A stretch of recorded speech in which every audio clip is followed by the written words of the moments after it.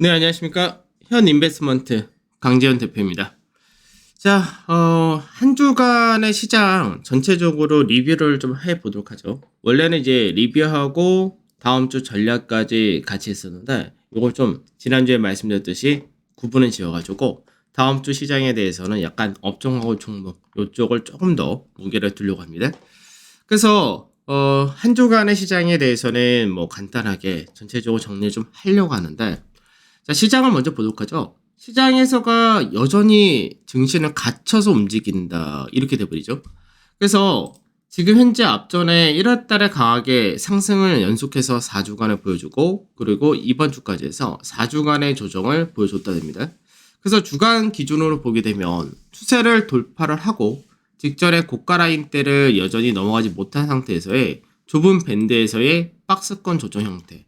그러니까 숨고르기 조정 형태로 이야기한다 했을 때는 사실 전혀 무리가 없는 그런 모습을 보여준다 되는데, 여기서 위로 가려고 하기 위해서는 추가적인 수급이라든지 모멘텀이라든지 이런 것들이 좀 있어야 되는데, 아직까지 그 부분이 부족하다 이렇게 봐야 되겠죠.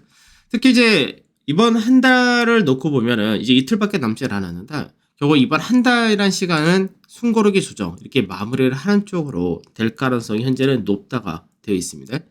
그리고 이제 물가지수에 따른 부분, 사실 어떻게 보면은 지금은 경기가 좋아진다라는 쪽에 초점이 맞춰지면은 증시 자체는 좋은 쪽으로 가야 되는데, 이제 미증시라든지 성장주 이쪽이 중심이 돼서는 계속해서 밸류 부담이라든지 이런 것들이 있기 때문에 좀 제한될 수밖에 없다라는 관점이 동일할 것 같습니다. 그래서 시장 자체가 나중에 이제 이쪽으로 가려고 했을 때는 결국 지금 현재 시장에서 우려하고 있는 미국에서의 긴축 강화, 이건 이미 다 했던 내용들이라서 새로운 부분도 없고, 물가 지수가 이제 하락세를 보이던 게 하락폭이라는 건 좀 둔화되었다 정도이기 때문에 방향은 변함이 없기 때문에 이 역시도 시장에서 잠깐의 조정의 빌미 정도는 된다, 이 관점도 동일하게 보셔도 되지 않을까 싶습니다.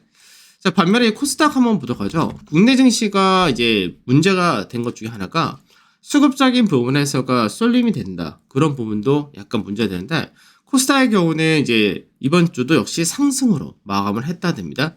물론 이제 좀 더 강하게 움직였다가 그 부분이 축소되긴 했지만 코스닥은 8주 연속 상승을 했다 되죠. 그래서 코스닥은 조정 없이 완 그런 케이스가 돼버렸는데, 이쪽 같은 경우는 일부 종목에 대한 쏠림이 굉장히 심하다가 되겠죠. 그래서 이 쏠림 자체도 뭐 외국이나 기관의 매수에 따라서 들어왔다라기보다는 대부분이 일부 AI 관련된 기업들을 중심으로 해서 쏠림화가 좀 심하다, 2차 전지하고. 그래서 이게 우리가 이런 경우를 자주 겪긴 했었습니다. 뭐 다들 잘 아시다시피 뭐 중간에 코로나 발생됐을 때 그때도 제약바이오로 쏠림이 한번 굉장히 심하게 형성이 됐던 적이 있었고, 그리고 이제 앞전에 2021년도 같은 경우는 메타버스 관련해가지고 게임이나 이쪽에 한번 쏠렸던 시기가 또 있었고, 그래서 이게 솔리마가 적당히 나오면 괜찮은데 솔리마가 너무 심하게 나와버리면 그 이후에 후유증이라는 부분이 굉장히 조금 크게 나타날 수밖에 없다 됩니다. 그래서 코스닥의 경우는 이제 앞전에 785포인트 전후 요 라인대가 계속해서 저항 인식된다고 보이는데, 여기서 이제 추가적으로 반등이 더 나올 건지 아니면 조정폭이 떨어질 건지, 이제 아무래도 거래소하고 흐름 자체가 달랐기 때문에 여기서 좀 차별화가 이어지지 않을까, 그렇게 전말 좀 됩니다. 그 다음에 이제 미증시를 봐야 되는데, 미증시가 금요일날 추가적으로 이제 약세 하락을 나타냈다 되죠. 그러니까 나스닥 같은 경우는 장중에 2% 하락하다가 결국 1.69% 하락으로 마감이 되었고, 그 다음에 S&P나 다우지수 1% 전후 이제 역시 하락으로 마감이 되었다 됩니다. 뭐 새로운 내용은 아니고 역시 뭐 물가지수 관련된 내용 이렇게 보면 되는데, 뭐 방식이 똑같죠. 시장에서 미증시에서 조정이 나온다 했을 때 지금 한 달 동안 거의 비슷한 내용입니다.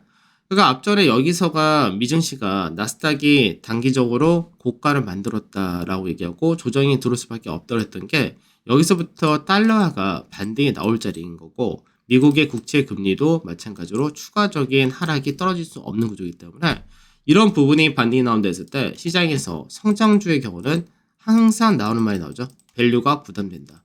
이 얘기 하나면은 시장은 상승이 꺾일 수밖에 없습니다. 지금 현재 미증시에서 성장주가 가지고 있는 제일 문제는 금리가 올라가는 시기에 밸류 부담, 이 얘기 하나면은 위가 막히기 때문에, 그래서 이 부분이 계속해서 이어졌고 이게 확대가 되었다고 보면 되겠죠. 그래서 결과적으로는 이제 미국의 S&P라든지 나스닥이나 이런 쪽이 조정을 겨우 이렇게 해서 거의 마무리된 거 아니냐 이렇게도 볼 수 있는데, 그러니까 개인적으로 볼 때는 11,450포인트 전후면은 이제 마무리가 되지 않을까 싶었는데 이게 금요일에 하루 더 나온 것 같습니다.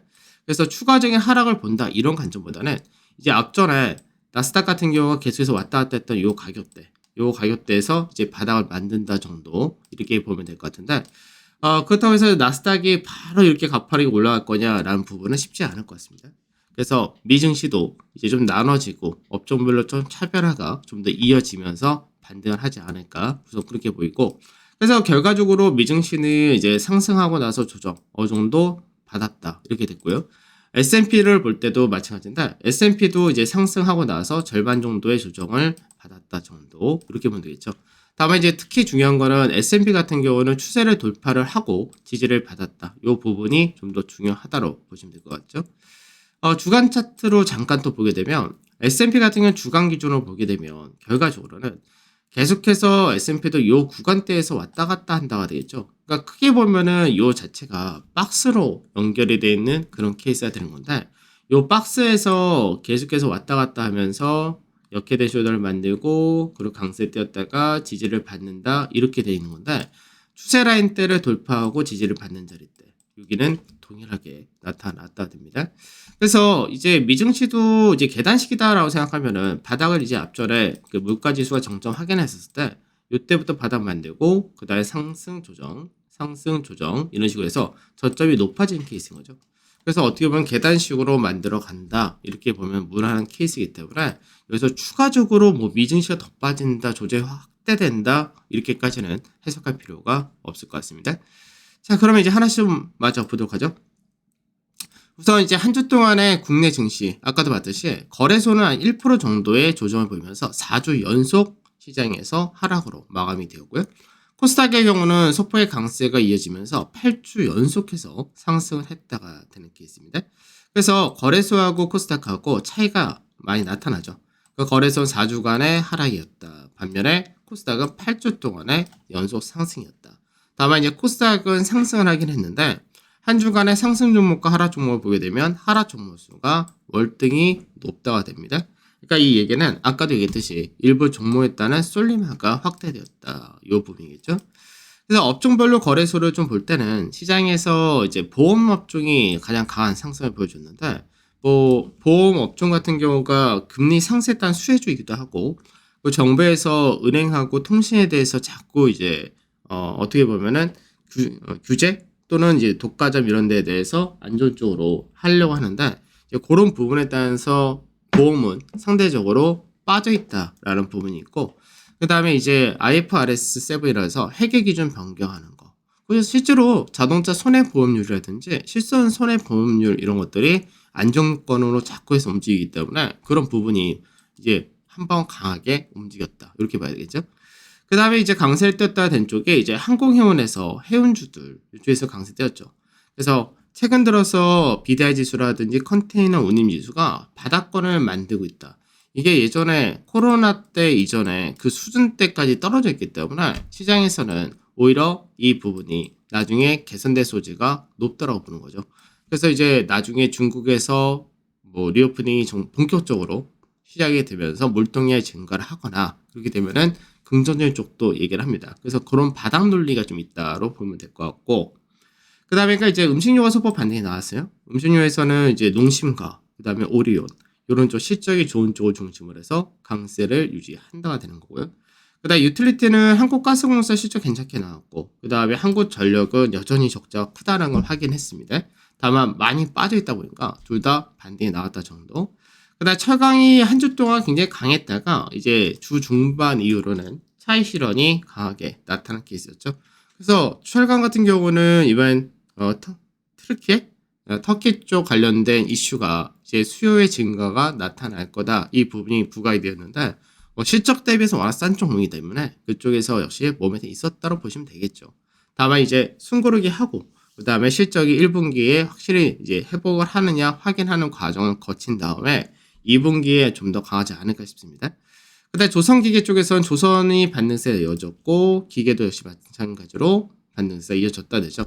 그래서 이제 전체적으로 볼 때는 한 주 동안에 경기 소비재가 강세가 두드러졌다. 또는 경기 산업재, 소재 이런 쪽이 좋아졌다. 방어주가 좋았다. 이렇게 나누면 조금 어려웠던 한 주입니다. 그래서 지난주까지는 이제 확연하게 경기 관련주가 흐름이 좋았고 방어주라든지 이런 쪽이 약했고 그리고 프로그램 매매에 영향을 많이 받는 시총사이가 약했다. 뭐 이렇게 나눠질 수 있었는데 지난 한 주는 좀 그런 부분이 좀 덜했다로 봐야 되겠죠. 그래서 이제 IT가 좀 하락을 좀 크게 키우는 모습이 있었는데 실제 IT에서는 반도체 쪽도 이제 하락이 좀 떨어지긴 했지만 2차 전지 쪽이 하락이 좀 강했다고 되죠. 그래서 2차 전지 쪽 같은 경우가 시총상에서 전체적 조정폭이 좀 있었다. 이렇게 된 케이스였고요. 그 다음에 뭐 나머지 화학 쪽에서는 그 에너지 화학 이쪽도 역시 2차 전지 쪽이 좀 더 끌고 내려간 케이스. 근데 건설도 하락이 있었고, 그다음에 제약이랑 서비스 시총 상위가 되기도 하기도 하는데 이쪽에 또 마찬가지로 하락이 좀 더 나타났다 되죠. 특히 제약 같은 경우는 연중 저가를 깨는 그림이 나오기 때문에 이쪽 같은 건 현재 시장에서 모멘텀이 굉장히 좀 부족하다 이렇게 봐야 되겠죠. 그러니까 전체적으로 이제 강세 약세가 나눠지는 그런 흐름을 보여줬다. 그러니까 결국 한 주 동안의 지수가 1%란 하락이니까 큰 폭의 하락은 아닌데 이제 나눠지는 흐름이 차별화가 점점 더 심해진다 정도 이렇게 보시면 될 것 같습니다. 자, 그럼 수급을 좀 보게 되면 수급에서가 이제 거래소도 마찬가지고 코스닥도 마찬가지고 외국인과 기관이 동반 매도가 나타났다 되죠. 그래서 이제 어떻게 보면 외국인들이 1월 달에 매수가 들어오고 난 이후로 계속해서 이제 설 연휴 지나고 나서 그 다음 번까지가 굉장히 가파르게 들어왔고 그 다음에도 들어오긴 들어왔었지만 들어오는 규모가 점점점 축소를 하다가 이제 동반 매도로 바뀌었다 되는 거죠. 그러니까 수급적인 부분에서 외국인들이 중심에서 늘 사주고 받쳐주고 했었는데 이 부분이 없어진다가 되다 보니까 이게 전체적 지수의 조정을 받았다 이렇게 봐야죠. 그래서 외국인의 매도란 부분이 이 시장에서 전체적으로 또 매도를 하고 나가는 거냐 이렇게 생각할 필요는 없겠죠. 그래서 외국인들의 매수세가 둔화가 되었고 일부 업종에 대한 매도가 좀 더 컸다 이렇게 보면 됩니다. 그래서 계속해서 외국인들은 사는 거하고 파는 거하고 좀 나눠져 있었는데 이 부분이 사는 게 좀 더 줄었고 파는 게 좀 더 커졌다 정도 이렇게 보시면 될 것 같습니다. 그래서 전체적으로는 시장에서 아무래도 미증시도 계속해서 조정 좀 받아주고 그리고 이제 환율이란 부분이 현재 외국인들이 뭐 약간 부담을 느끼는 환율 딱 그 정도 수준이기 때문에 이제 그런 부분에서가 이제 경계감이 좀 높아졌다 이런 부분도 있다고 봐야 되겠죠. 근데 사실 이런 부분도 기관이나 외국인 기관이나 개인들이 이 물량을 충분히 소화를 해주면은 크게 뭐 소화하는데 어려운 물량은 아닌데 시장 자체에서 쏠림화가 심하게 되면은 전체적으로 프로그램이라든지 외국의 매도라든지 이런 것들을 소화를 못하는 경우가 종종 생기는데 특히 현재 최근 들어서가 프로그램에 대한 영향 이게 좀 더 크다 보니까 거기서도 영향을 받았다 정도 보시면 되겠죠.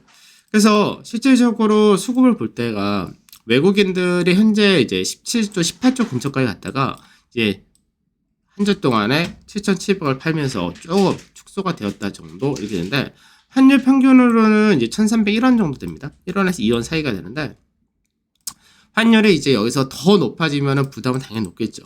그렇다고 해서 이거를 바로 환차손을 우려해서 매도를 한다 이런 관점 아닙니다. 갖고 있었던 물량 자체가 환율이 계속해서 위쪽 방향으로 방향 튼다고 했을 때는 그런 보이 나올 수 있는데 지금의 환율 자체는 뭐 킹달러가 다시금 복귀한다 뭐 이런 식으로 얘기를 하는데 저는 그렇게 될 수가 없겠죠. 왜 그러냐면 달러 인덱스 바로 보면서 설명을 해드릴게요. 달러 인덱스를 보면 달러가 지금 이제 킹달러라고 얘기할 때는 추세 자체를 계속해서 만들어서 위로 갈 때를 얘기했었던 거죠.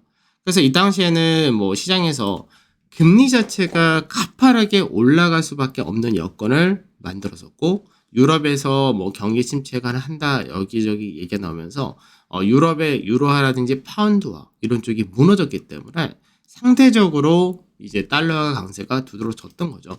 그러면 지금은 달러가 상승 추세라는 부분은 이미 깨져 있는 그런 상태이기 때문에 지금 자리에서 달러가 다시금 위로 간다 이렇게는 얘기할 필요가 전혀 없는 케이스가 되겠죠.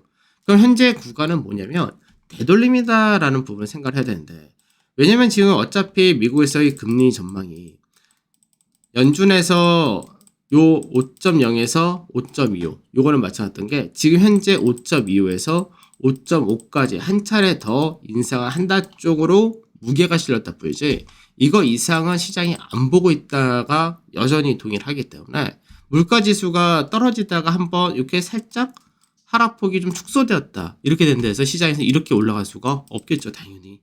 그래서 지금 주택가격지수라든지 이런 것들이 미국의 물가지수가 떨어지는 거를 좀 제한시키는 요인인데 이게 이제 슬슬 반영이 되기 시작하면은 물가지수는 떨어지는 구조는 거의 변동이 없다고 보시면 되고 3월 연준회의를 앞두고 경계감이 있다. 3월 연준회에서 50bp 인상 못한다 쪽 여전히 동일하게 보시면 되겠죠. 그럼 달러 인덱스가 어느 정도 기초 반등하고 난 다음에는 다시금 밑으로 떨어지는 구조로 향후 갈 수밖에 없다. 그래서 국내 원달러 환율이 올라가는 부분도 제한이 될 수밖에 없다는 관점을 그대로 보면 됩니다. 다만 이게 단기적으로 아직까지는 위아래 변동을 좀 나타내주고 있고 아직까지 단기 고점을 찍었다 뭐 이렇게 확신할 수가 없기 때문에 그에 따른 경계감이 있다 정도 보시면 되겠죠. 그래서 전체적으로 볼 때는 이제 외국인들 사고 파는 거 나눠졌었다 도긴 한데 전체적으로 볼 때는 외국인들의 매도가 2차 전지 쪽에 많습니다. 매도 자체가 2차 전지에서가 LG에너지솔루션, 에코프로비아, LG화학, 고려아연 거의 대부분의 외인들 매도의 상위는 2차 전지에 많이 들어와 있다 이렇게 되겠죠.